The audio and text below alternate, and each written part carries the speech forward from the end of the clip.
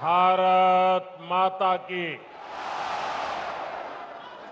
बोरोरा आमार प्रणाम नेबेन छोटोरा भालोबासा। दक्षिणेश्वर काली मंदिर और काली घाट मंदिर श्री श्री 108 करुणामयी काली माता मंदिर, दमदम बालाजी हनुमान, रामकृष्ण सेवा मंदिर, इन सभी पावन स्थानों में विराजमान देवी देवताओं को मैं आस्थापूर्वक नमन करता हूं। आज कौशकी अमावस्या का पावन दिन भी है। मैं आप सभी को शुभकामनाएं देता हूं। साथियों, मैं ऐसे समय में कोलकाता आया हूं जब दुर्गा पूजा की तैयारियां शुरू हो गई है। कुमारटुली में माता दुर्गा की प्रतिमा गढ़ी जा रही है। बड़ा बाजार से पार्क स्ट्रीट तक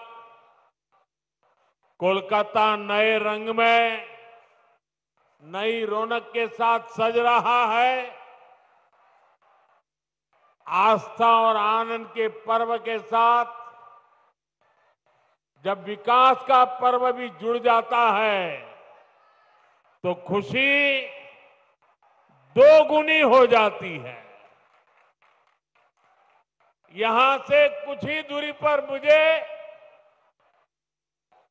कोलकाता मेट्रो और हाईवे से जुड़े बड़े प्रोजेक्ट का शिलान्यास और लोकार्पण का अवसर मिला। मैं दमदम के, कोलकाता के आप सभी लोगों को बधाई देता हूं। साथियों, पश्चिम बंगाल आबादी के लिहाज से देश के सबसे बड़े राज्यों में से एक है। इसलिए जब तक पश्चिम बंगाल का सामर्थ्य नहीं बढ़ेगा तब तक विकसित भारत की यात्रा सफल नहीं हो पाएगी, क्योंकि बीजेपी का कन्विक्शन है, बीजेपी मानती है, बीजेपी की श्रद्धा है, बांग्लार उदय तबेई विकसितो भारतेर जय। इसलिए बीते 11 वर्षों में केंद्र की बीजेपी सरकार ने पश्चिम बंगाल के विकास के लिए लगातार हर प्रकार की मदद दी है। बंगाल में नेशनल हाईवे के निर्माण के लिए जितना पैसा कांग्रेस की यूपीए सरकारों ने अपने 10 साल में दिया था, उससे 3 गुना से ज्यादा पैसा भारत सरकार ने पश्चिम बंगाल को दिया है। रेलवे के लिए भी बंगाल का बजट पहले की तुलना में 3 गुना बढ़ाया गया है। लेकिन साथियों, बंगाल में विकास कार्यों के सामने एक बहुत बड़ी चुनौती भी है। चुनौती ये कि बंगाल के लिए जो पैसा हम राज्य सरकार को सीधे भेजते हैं, उसका ज्यादातर हिस्सा यहां लूट लिया जाता है। जो पैसा भारत सरकार दिल्ली से भेजती है, वो पैसा आप लोगों पर खर्च नहीं होता। वो पैसा महिलाओं का जीवन आसान बनाने के लिए खर्च नहीं होता। वो पैसा टीएमसी काडर पर खर्च होता है। इसलिए गरीब कल्याण की अनेक योजनाओं में बंगाल देश के दूसरे राज्यों से पिछड़ा हुआ है। साथियों, यही स्थिति कुछ साल पहले हमारे पड़ोस में असम के भी यही हाल थे, त्रिपुरा का भी यही हाल था। लेकिन जब से असम और त्रिपुरा में भाजपा सरकार बनी है, गरीब कल्याण की योजनाओं का लाभ वहां जनता को मिलने लगा है। आज इन राज्यों में हर घर जल, यह काम तेजी से चल रहा है। आयुष्मान योजना के तहत 5 लाख रुपए तक मुफ्त इलाज हर गरीब को मिल रहा है। गरीबों के पक्के घर बन रहे हैं। बंगाल में भी जनता तक सारी योजनाओं का लाभ पहुंचाने के लिए जरूरी है कि यहां पश्चिम बंगाल में भाजपा सरकार होनी चाहिए।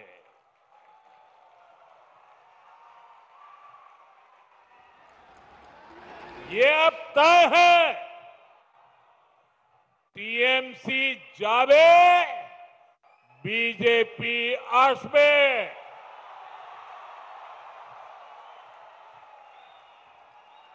भाइयों बहनों, ये धरती सतीश चंद्र दास गुप्त, सुरेंद्र नाथ बंदोपाध्याय, गोष्ठपाल और हरिनाथ डे ऐसी अनेक विभूतियों की धरती है। इस धरती ने देश को, समाज को समय समय पर नई चेतना दी है। ये धरती पुनर्जागरण का केंद्र रही है। यही वो अमर वाणी गूंजी है जो कहती है, जागो, उठो, नभो जीवोनेर गाने, नभो आलोक, झालाओ प्राणे प्राणे। साथियों, आज पश्चिम बंगाल को सच में नई रोशनी की जरूरत है, सच्चे परिवर्तन की जरूरत है। पश्चिम बंगाल ने आजादी के बाद पहले कांग्रेस और फिर लेफ्ट का लंबा दौर देखा है। इसके बाद 15 साल पहले पश्चिम बंगाल के आप लोगों ने परिवर्तन का फैसला लिया था। आप लोगों ने मां, माटी, मानुष के नारे पर भरोसा किया था, लेकिन हालात पहले से भी ज्यादा खराब हो गए। भर्ती घोटालों से नौजवानों का भविष्य खराब हो गया। बहनों बेटियों पर अत्याचार बढ़ गए। क्राइम और करप्शन ये टीएमसी सरकार की पहचान बन गए। ये पक्का है कि जब तक बंगाल में टीएमसी की सरकार रहेगी, तब तक बंगाल का विकास अवरुद्ध रहेगा, रुका रहेगा।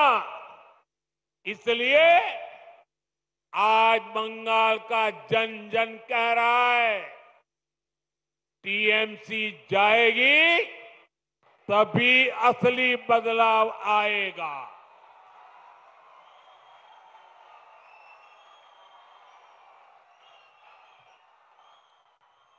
टीएमसी जाबे तबेई आशोल परिवर्तन आसबे।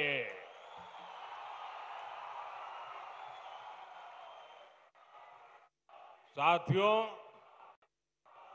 21वीं सदी के 25 साल तो बीत चुके हैं।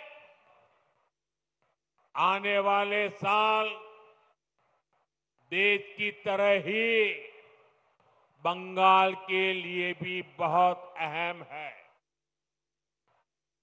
हमें ये समय ऐसे ही नहीं निकलने देना है। इसलिए बंगाल को चाहिए सच्चा परिवर्तन, आशोल परिवर्तन, परिवर्तन जो नारे में नहीं, काम में दिखे। परिवर्तन जो उद्योग लगाए, घर के बेटे बेटी को बंगाल में ही नौकरी दे। परिवर्तन जो बेटियों को सुरक्षा दे, मकान और दुकान को जलने से बचाए। परिवर्तन जो किसान को सुविधा दे, किसान को सम्मान दे, फसल का सही दाम दे। परिवर्तन जहां अपराधी और भ्रष्टाचारी सरकार में नहीं, जेल में होंगे। ऐसा परिवर्तन जहां सुशासन होगा, गरीब से गरीब भी सम्मान का जीवन जिएगा। और ये सच्चा परिवर्तन सिर्फ और सिर्फ भाजपा ही ला सकती है। और इसलिए बंगाल के घर घर में हमें एक बात पहुंचानी है। बंगाल के हर कोने से एक ही आवाज आनी चाहिए, बाजते चाय बीजेपी ताई।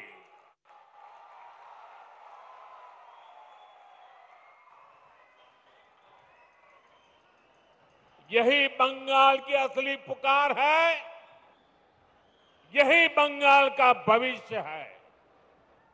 साथियों, ये वर्ष डॉक्टर श्यामा प्रसाद मुखर्जी की जन्म जयंती का 125वां वर्ष है।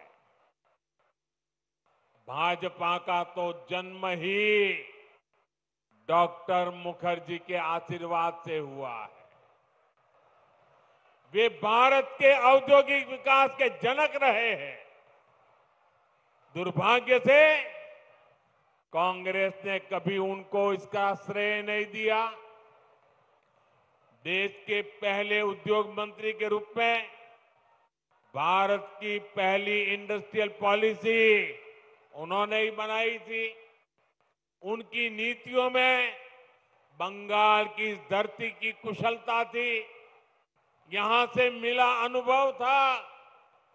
अगर हम उस नीति पर चले होते तो देश की तस्वीर कुछ और होती, लेकिन उन नीतियों को भुला दिया गया। फिर ऐसा भटकाव हुआ कि हम पूरी तरह से विदेशों पर निर्भर हो गए। और मेरे प्यारे बंगाल के भाइयों बहनों, हमें गर्व है कि हम डॉक्टर श्यामा प्रसाद मुखर्जी के सैनिक हैं। हम मां भारती के सेवक हैं। जो सपने डॉक्टर श्यामा प्रसाद मुखर्जी ने देखे थे, उसके लिए एक सैनिक की तरह हम अपना जीवन खपा रहे हैं। बंगाल की प्रबुद्ध जनता जानती है कि दूसरों पर निर्भरता यानी आत्मसम्मान पर चोट। इसी स्थिति से हमें देश को बाहर निकालना है। इसलिए आज देश ने आत्मनिर्भरता का मूल मंत्र लेकर के नई ऊंचाइयों को प्राप्त करने का फैसला लिया है। मेक इन इंडिया आज एक बड़ी सिद्धि बन रहा है, जिसके लिए हमारा कोलकाता, हमारा बंगाल जाना जाता था। वो गौरवशाली अतीत हमें मिलकर के फिर से लौटाना है। इसलिए आज बंगाल में एक ही गूंज है, टीएमसी के शोराव, बांग्ला के बचाओ। साथियों, भाजपा जो संकल्प लेती है वो सिद्ध करके दिखाती है। इसका ताजा प्रमाण अभी हमने ऑपरेशन सिंदूर के दौरान देखा है।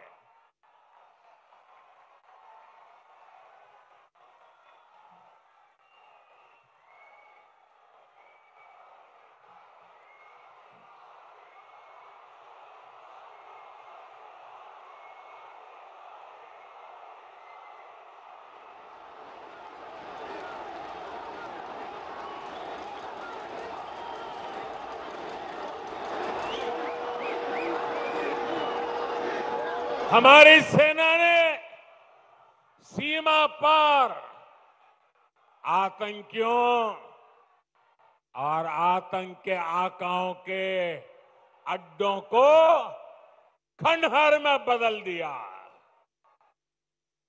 हमारी सेनाओं ने आतंकियों को ऐसा सबक सिखाया कि पाकिस्तान की आज भी नींद उड़ी हुई है।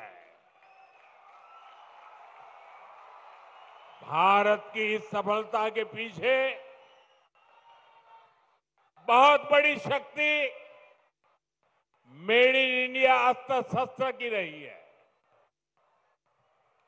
और मुझे गर्व है कि भारत की सेना को ताकत देने में बंगाल के इस इलाके की भूमि का बहुत बड़ा योगदान है।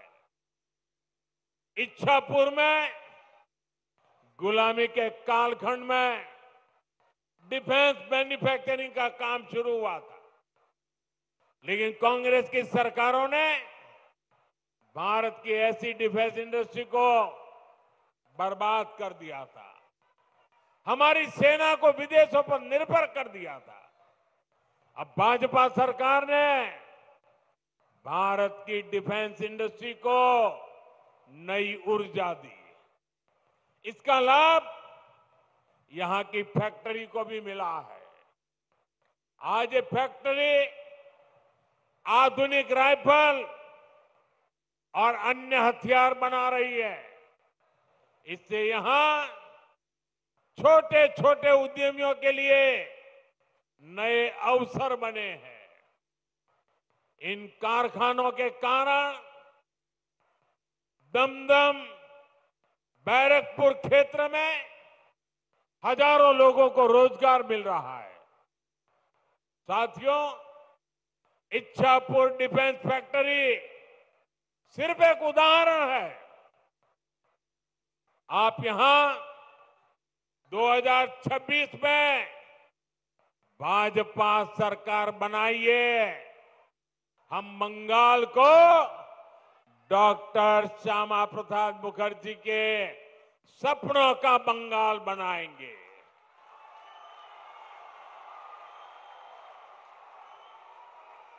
बंद पड़े कारखाने फिर से खुलेंगे, नया निवेश और नए कारखाने लगेंगे और दमदम फिर से इंडस्ट्रियल हब बनेगा। ये भाजपा का संकल्प है।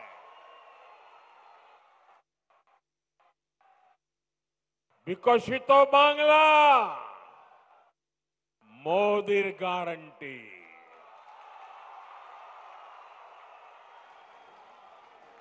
साथियों, भाजपा के पास पश्चिम बंगाल के विकास का एक ठोस प्लान है, एक रोडमैप है। लेकिन टीएमसी विकास की दुश्मन है। इसका साक्षी ये दमदम क्षेत्र भी है।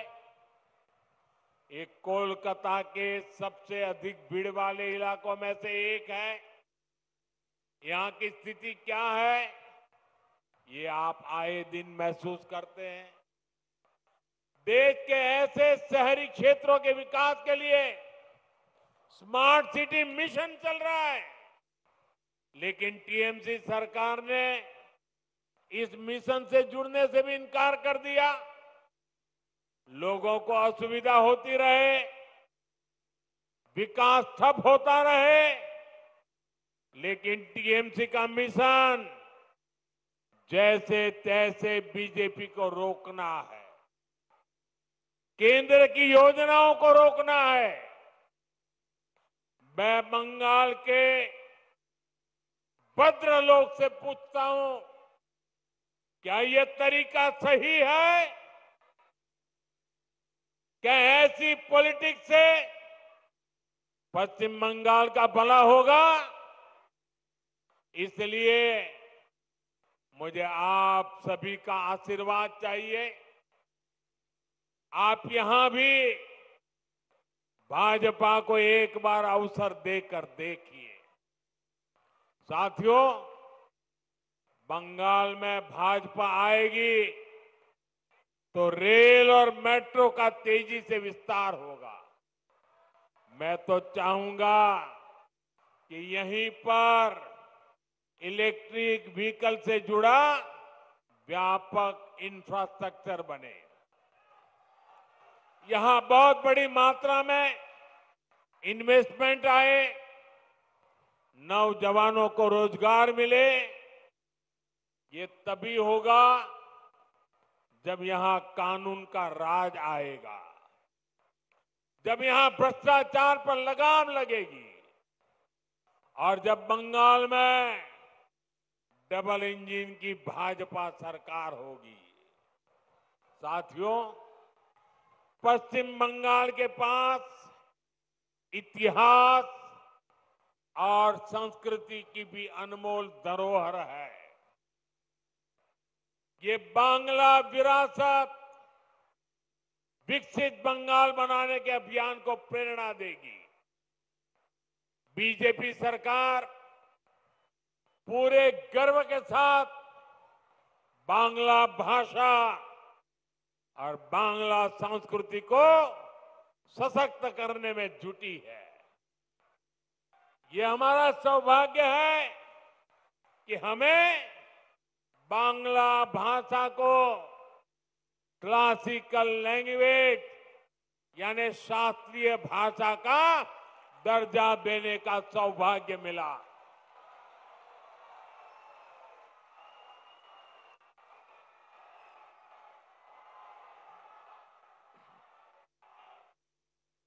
साथियों, यहां बनने वाली भाजपा सरकार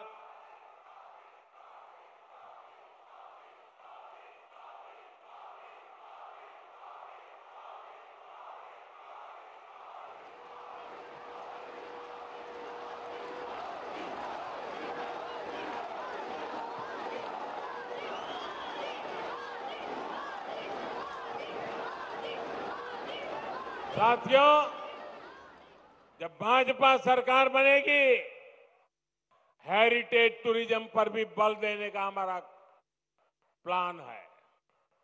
साथियों, हम गंगा जी पर जो इनलैंड वाटरवे बना रहे हैं या फिर जो हमारा समंदर है, इसमें क्रूज टूरिज्म के लिए बहुत संभावना है।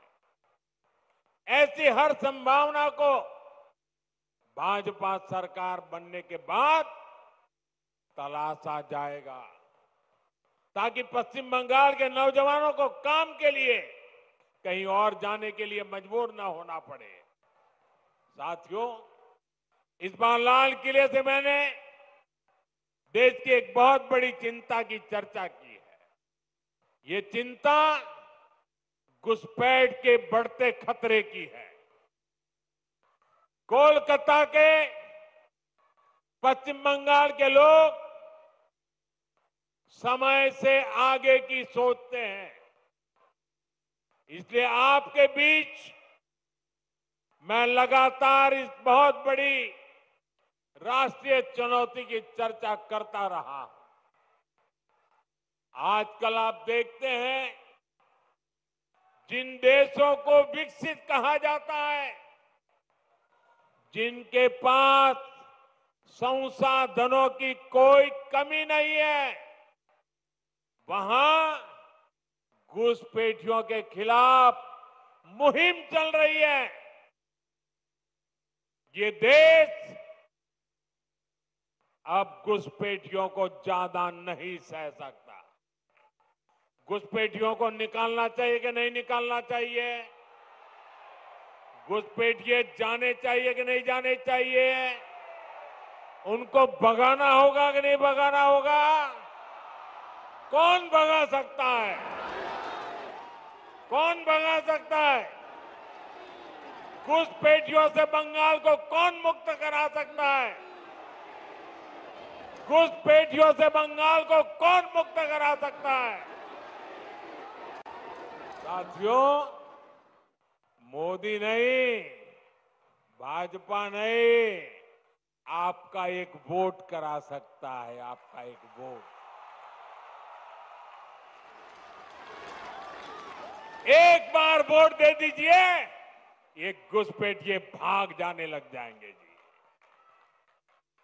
साथियों, भारत के पास तो संसाधन सीमित है।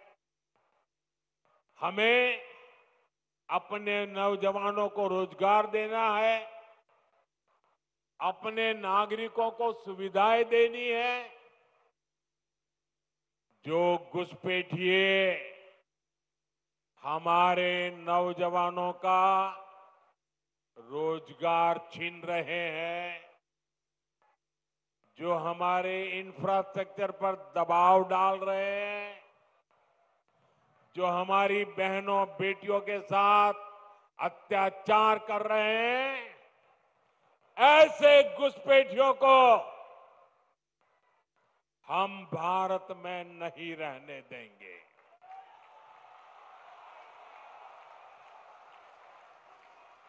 इसलिए भारत सरकार ने घुसपैठियों के खिलाफ इतना बड़ा अभियान चलाया हुआ है। लेकिन साथियों, मुझे हैरानी है कि टीएमसी, कांग्रेस समेत कुछ इंडी अलायंस के राजनीतिक दल तुष्टीकरण के आगे घुटने टेक चुके हैं। ये राजनीतिक दल सत्ता की भूख के लिए घुसपैठ को बढ़ावा दे रहे हैं। कुछ जगह पे तो दिख रहा है उन्होंने घुसपैठियों की शरण ले ली है। साथियों, पश्चिम बंगाल तो सीमावर्ती राज्य है।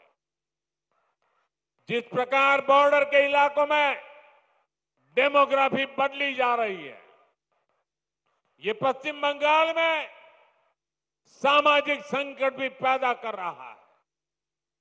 खास तौर पर किसानों से धोखाधड़ी करके उनकी जमीन पर कब्जा किया जा रहा है। आदिवासियों को गुमराह करके उनकी जमीन हड़पी जा रही है। देश ये सहन नहीं कर सकता। इसको रोकना ही होगा। इसलिए इस बार लाल किले से मैंने घुसपैठ के खिलाफ विशेष डेमोग्राफी मिशन की घोषणा की है। जो लोग सिर्फ यहां हमारे लोगों की रोजी रोटी छीनने आए हैं, जो फर्जी तरीके से कागज बनाकर रुक गए हैं, उनको यहां से जाना ही होगा।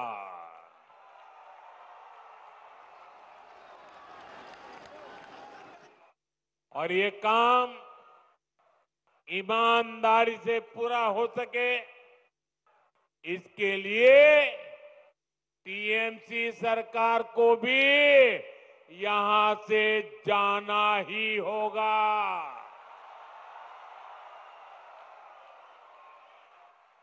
साथियों, पिछले 11 साल से देश भ्रष्टाचार के खिलाफ निर्णायक लड़ाई लड़ रहा है।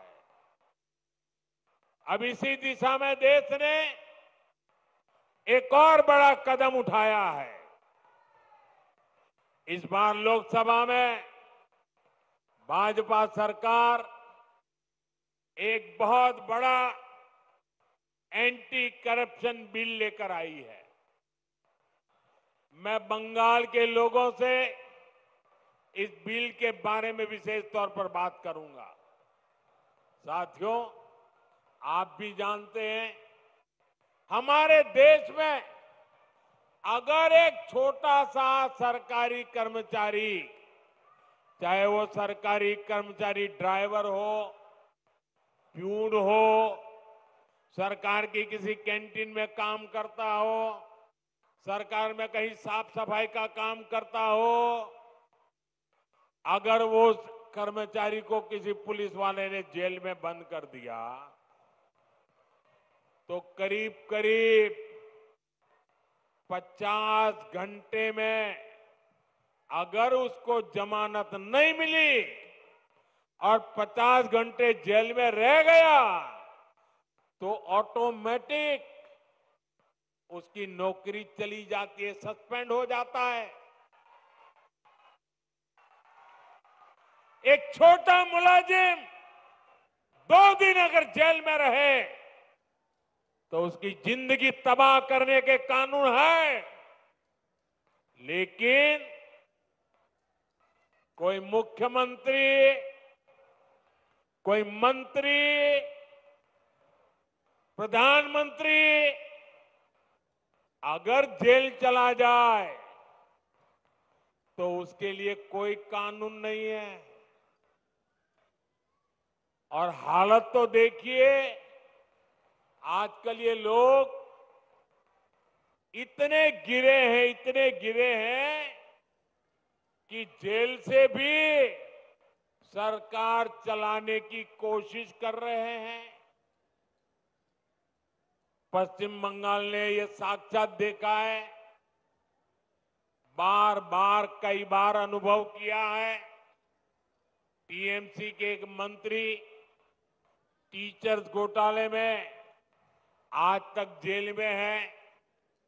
शिक्षक भर्ती का गंभीर घोटाला, घर से नोटों का पहाड़ मिला, लेकिन तब भी वो मंत्री कुर्सी छोड़ने को तैयार नहीं थे। जनता की हर भावना को यहां निर्ममता से कुचला जाता रहा। इसी तरह टीएमसी के एक और मंत्री पर गरीबों का राशन लूटने का आरोप है। इनकी भी करोड़ों रुपए की संपत्ति जब्त हो चुकी है। ये मंत्री भी जेल जाने के बाद कुर्सी छोड़ने को तैयार नहीं थे। इन्होंने भी जनता की भावना की, संविधान की भावना की कोई परवाह नहीं की। साथियों, आप मुझे बताइए, ऐसे लोग जो भ्रष्ट हैं, जो जनता को धोखा दे रहे हैं, क्या उन्हें सरकार में अपने पद पर रहने का हक है क्या? हक है क्या? हमने तो ये देखा है कि मुख्यमंत्री तक जेल जाते हैं, लेकिन वो जेल से सरकार चलाते हैं। ये संविधान का, लोकतंत्र का सरासर अपमान है और मोदी संविधान का यह अपमान होते नहीं देख सकता। इसलिए मैंने तय किया, ये सब नहीं चल सकता। मंत्री हो, मुख्यमंत्री हो, अरे इतना ही नहीं, प्रधानमंत्री को भी सख्त कानून के दायरे में लाया हूं। अगर पीएम भी 30 दिन जेल में रहे और उन्हें जमानत न मिले तो अगले दिन उनकी कुर्सी भी चली जाएगी। लेकिन साथियों, टीएमसी के लोग भ्रष्टाचार के खिलाफ इस कार्रवाई पर भड़क गए हैं। वो इस कानून का विरोध कर रहे हैं। टीएमसी के लोगों ने संसद में इस बिल को फाड़ने की कोशिश की है। ये दिखाता है कि टीएमसी की पूरी राजनीति कैसे भ्रष्टाचार के पहाड़ पर टिकी है। इसलिए लोग इतने डरे हुए हैं, भ्रष्टाचारियों को बचाने में जुटे हैं। साथियों, हर चुनौतियों को परास्त करते हुए पश्चिम बंगाल फिर से भारत के विकास का पावर हाउस बन के रहेगा। इस संकल्प को लेकर हमें आगे बढ़ना है। आप याद रखिए और औरों को भी बताइए, हर गली मोहल्ले में, बंगाल के हर कोने में एक ही मंत्र, एक ही नारा गूंजता रहना चाहिए, बातें चाय, बातें चाय, बीजेपी ताई, बातें चाय, बातें चाय, बातें चाय, बातें चाय, बातें चाय।